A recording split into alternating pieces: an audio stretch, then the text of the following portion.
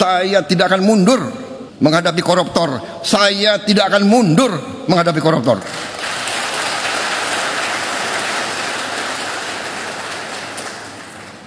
Mereka harus ngerti, saya ini siap mati untuk bangsa dan rakyat ini. Saya nanti juga akan sisihkan dana, saya akan bikin penjara yang pokoknya sangat kokoh di suatu tempat yang terpencil, mereka nggak bisa keluar malam hari. Kita akan cari pulau, kalau mereka mau keluar biar ketemu sama hiu. Salam hormat buat Bapak Prabowo, luar biasa sekali Pak pidatone sampean, jan marem, wong cilik mendengarkannya itu marem Pak. Seharusnya seperti ini Pak. Ya, banyak masyarakat yang berharap undang-undang perampasan aset itu disahkan Pak, agar koruptor yang ketangkep itu dimiskinkan semiskin-miskinnya, nggak bisa hidup enak. Jadi calon koruptor itu takut miskin.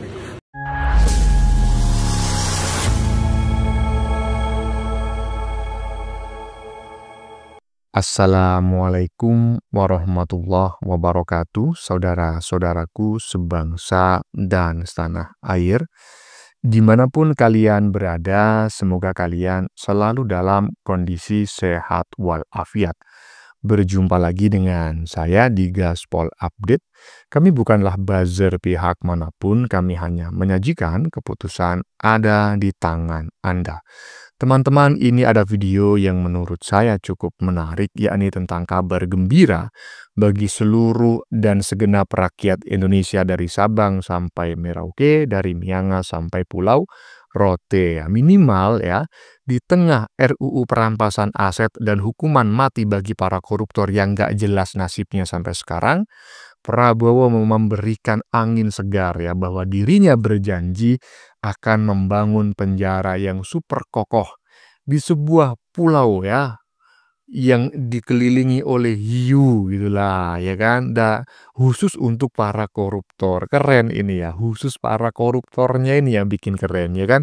Mantap Pak Jenderal ya. Iyalah, masa nafi terorisme saja yang ditaruh di Nusa Kambangan ya kan. Buat lagi penjara khusus koruptor di pulau lain ya, yang tidak kalah serem, yang kalau mau keluar malam-malam biasanya kan para koruptor macam kayak gitu ya, siang di penjara, malam keliaran ya kan. Nah, jadi kalau mau keluar malam-malam biar menghadapi hiu dan macan. Nah, bagaimanakah videonya dan bagaimanakah respon netizen? Mari kita tonton bersama, kemudian mari kita komentari bersama di bagian akhir video. Ini dia. Saya nanti juga akan sisihkan dana, saya akan bikin penjara yang pokoknya sangat kokoh di suatu tempat yang terpencil, mereka nggak bisa keluar malam hari. Kita akan cari pulau, kalau mereka mau keluar biar ketemu sama hiu. Saya tidak akan mundur menghadapi koruptor. Saya tidak akan mundur menghadapi koruptor.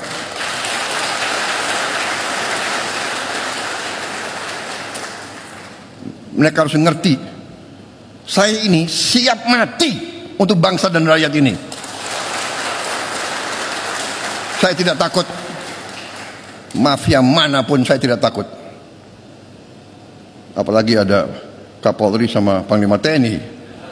Masa kita takut? Apalagi guru-guru akan membantu saya ya.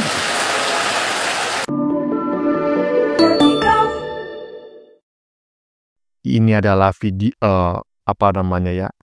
cuplikan pidatonya Bapak Presiden ya, Pak Jenderal ya, yang berjanji akan menyisihkan anggaran untuk membangun penjara yang sangat kokoh di sebuah pulau khusus para koruptor ya kan. Kira-kira dari mana aja koruptornya nanti ya? Iyalah, kita tunggu aja bareng-bareng. Hebat Pak Jenderal. Lanjut. Apalagi ada Kapolri sama Panglima TNI. Masa kita takut? Salam hormat buat Bapak Prabowo, luar biasa sekali Pak pidatone sampean jan marem, wong cilik mendengarkannya itu marem Pak. Seharusnya seperti ini Pak. Kepemimpinannya Pak Jokowi selama 10 tahun tuh harusnya seperti ini gitu. Tidak akan membiarkan koruptor, apalagi takut dengan mafia ataupun koruptor, karena sudah ada TNI Polri, sudah ada Pas Pampres. Apa yang harus ditakutkan? Kenapa harus nunggu 10 tahun gitu? 10 tahun negara kita sudah banyak kecolongan, rakyat sudah banyak disengsarakan. Disengsarakannya seperti apa Mas? Ya contohnya BBM seperti itu, bensin tidak ada, di barcode, itu kan salah satu yang menyusahkan wong cilik. Jadi semangat buat Pak Prabowo, sehat selalu.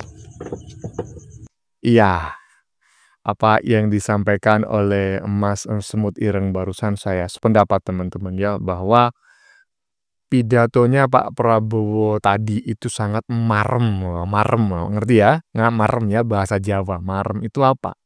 Pokoknya mantep gitulah ya kan? Mantep di hati, nah itu marem pokoknya. Karena Pak Prabowo mengatakan bahwa dirinya tidak akan pernah takut kepada koruptor, dan dirinya siap mati demi membela bangsa, negara, dan rakyat Indonesia. Keren. Tidak sia-sia ya, ini orang dulu pernah masuk ke dalam militer dan menjadi Danjen Kopassus ya kan, iyalah.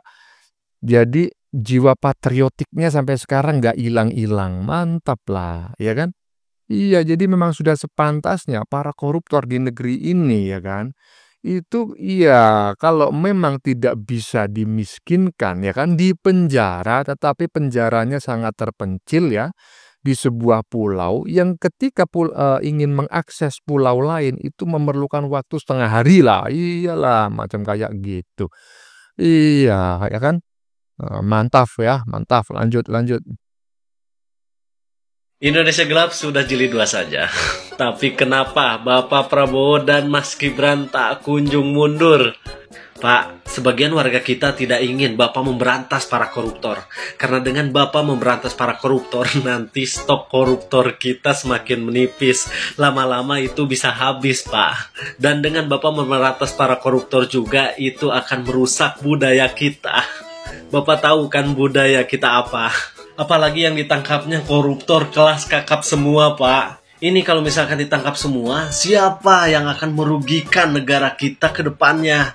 Ini lagi Bapak sosokan ingin memberi makan bergizi gratis kepada seluruh anak di negeri kita. Sudah tahu rakyat kita itu kaya-kaya, mampu. Ya cuman sekedar memberi makan anak mah kecil. Tenang Pak, warga kita hidupnya di kota semua. Tidak ada yang tinggal di pedalaman, tidak ada. Jadi tidak ada istilah si kaya dan si miskin. Apa-apa? Bapak juga menyediakan pendidikan gratis. Ngapain Pak? Itu nggak ada di dalam visi misi Bapak di Pilpres kemarin. Satu lagi, bilangin ke Wapres Bapak nggak usah turun lagi ke lapangan, menyapa warga, menanyakan kabar warga, memberi bantuan kepada warga yang membutuhkan. Nggak usah Pak, karena sebagian warga kita tidak suka. Sebagian warga kita hanya menganggapnya sebagai pencitraan semata. Hahaha. Aduh, sindiran dari Mas Ame barusan sangat menohok sekali ya bagi para koruptor. Kalau punya malu, ya kan? Tapi saya ragu para koruptor itu memiliki rasa malu karena banyak neti yang menyebut bahwa urat malunya udah pedot Mas. Udah nggak ada urat malunya lagi, ya kan? Iya. Jadi Mas Ame barusan kan menyindir ya. Ya menyindir. Jangan ditangkapin semua para koruptor Pak Prabowo, jangan terlalu ngegas ya kan. Apalagi ini koruptornya yang besar-besar ditangkapin duluan ya kan.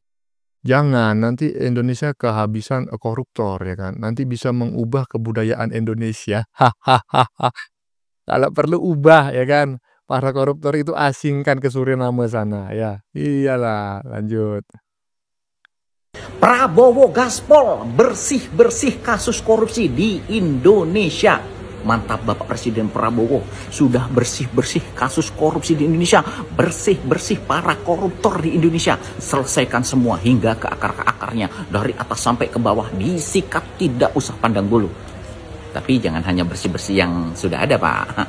Dicegah juga untuk yang baru-baru mau korupsi. Jadi undang-undangnya dibenahi, Pak. Ya, banyak masyarakat yang berharap undang-undang perampasan aset itu disahkan, Pak, agar koruptor yang ketangkep itu dimiskinkan semiskin-miskinnya, nggak bisa hidup enak. Jadi calon koruptor itu takut miskin. Terus kalau bisa Bapak Prabowo ini bikin undang-undang metong untuk para koruptor. Gimana para netizen, setuju nggak kalau koruptor di Indonesia ini itu dihukum metong, dihukum selesai, biar kapok yang lain. Walaupun itu korupsi uang 1 juta, sikat, Pak. Karena korupsi itu tidak hanya di atas, tapi di bawah juga banyak korupsi, Pak. Staf-staf di bawah itu banyak, Pak. Ya, Pak Prabowo jangan hanya bersih-bersih yang ada, tapi juga harus membuat regulasi, undang-undang, aturan yang bagus untuk memberikan efek jerah para koruptor. Harus ketat Bapak kepada koruptor. Jangan takut, katanya macan Asia. Ya udah, tunjukin kalau Bapak Prabowo ini macan Asia, bukan kucing Anggora. Ya, saya juga sependapat dengan apa yang disampaikan oleh Mas Agus barusan ya, Mas Agus Gemoy yang berdomisili di Lumajang ya. Jadi jangan hanya menangkap atau memberantas para koruptor yang sudah melakukan korupsi ya kan, tetapi juga gimana caranya ada upaya preventif pencegahan gitulah ya. Dan tadi Mas Agus itu menawarkan agar RUU perampasan aset koruptor dan hukuman mati bagi para koruptor itu disahkan sebagai undang-undang. Ya, saya sepakat ya. Tapi menurut saya seandainya itu memang tidak pernah disahkan ya RUU itu menjadi undang-undang, tetapi minimal jika Prabowo menghajar semua koruptor kelas kakap kemudian membangun penjara di pulau terpencil yang menyebabkan mereka nggak bisa keluar, kemungkinan besar ke depan korupsi di Indonesia akan menurun ya, minimal itu ya. Kenapa ya? Karena mungkin mereka akan takut diasingkan di sebuah penjara yang untuk mencapainya itu butuh waktu setengah hari ya. Gimana mau jalan-jalan, kagak bisa ya. Lanjut. Emang tidak mudah ya menjadi seorang presiden Prabowo, nggak mudah. Ya mungkin kalian bisa ngomong Prabowo itu omon-omon, Prabowo itu bukan macan Asia tapi meong, kucing ya. Tapi kalian mesti sadar ya, harus paham bahwa nggak mudah menjadi seorang presiden di negara kita yang setelah sekian lama ya mafia dan tindakan-tindakan yang di luar nalar kita itu sudah mengakar.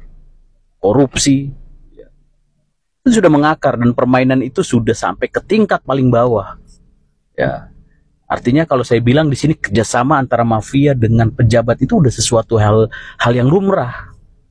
Ya, dan ketika Pak Jokowi menjadi presiden selama 10 tahun, ya nggak mudah untuk menghadapi Riza Khalid. Emang mudah?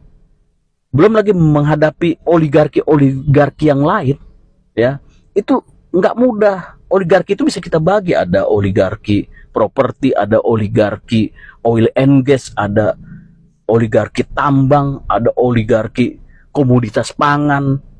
Itu sampai semua lini ya. Nah, ini sekarang sedang dibuktikan oleh Pak Prabowo ya, mengenai kasus Pertamina, mengenai kasus minyak sawit ya, minyak kita. Ini sedang dibuktikan, dibongkar perlahan-lahan.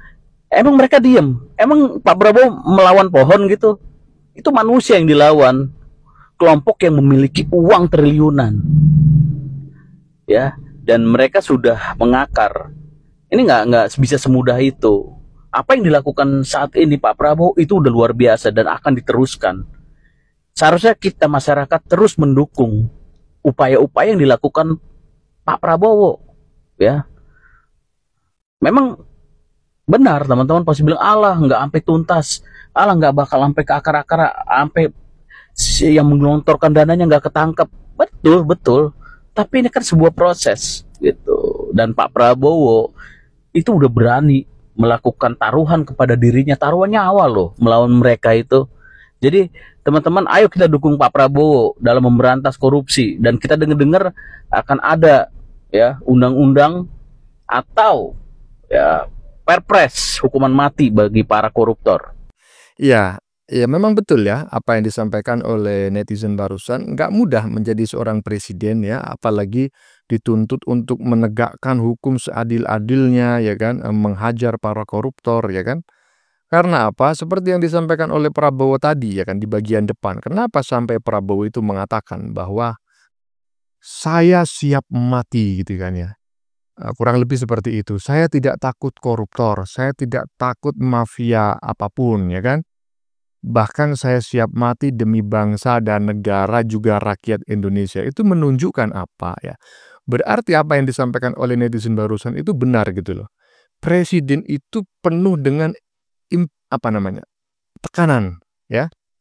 Presiden itu pasti banyak pihak yang mengancam, menekan ya, bahkan bukan hanya mengancam, mungkin ya juga sudah ada upaya-upaya penggulingan ya atau mencelakai dan lain sebagainya. Jadi dibutuhkan seseorang yang mau ya mewakafkan ya jiwa raganya demi bangsa. Kalau masih ada rasa takut, udahlah jangan jadi pejabat di Indonesia ya kan.